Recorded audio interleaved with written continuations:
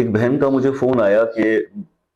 12 دن کے اندر اندر مجھے 3 لاکھ روپے کا قرض ادا کرنا ہے، کوئی راستہ نہیں ہے۔ میں نے انہیں یہ دعا سجیسٹ کی۔ اور دوستو، قرض میں ڈوبے ہوئے ہیں تو قرض اتارنے کا یہ بہترین وظیفہ صرف 21 دن کر لیں، قرض اتر جائے گا۔ اگر کسی کا قرض باوجود کوشش کے بھی نہ اتر رہا ہو نا، ایک چیز ذہن میں رکھیے گا، قرض انسان مجبوری کی حالت میں لیتا ہے، اور اس کو اتارنے کے لیے سب سے بہتر یہ ہوتا ہے کہ جب انسان کی انکم بڑھتی ہے تو ہی وہ قرض اتارنے کی پوزیشن میں آتا ہے۔ لیکن کچھ حالات ایسے پیدا ہو جاتے ہیں جب ایمرجنسی کسی کو پیسے واپس کرنے ہو اور کوئی انتظام نہ ہو رہا ہو، تو رسول اللہ صلی اللہ علیہ وسلم کی بتائی ہوئی یہ دعا، اللہم اکفنی بحلالک عن حرامک واغننی بفضلک عمن سواک، اسے ہر نماز کے بعد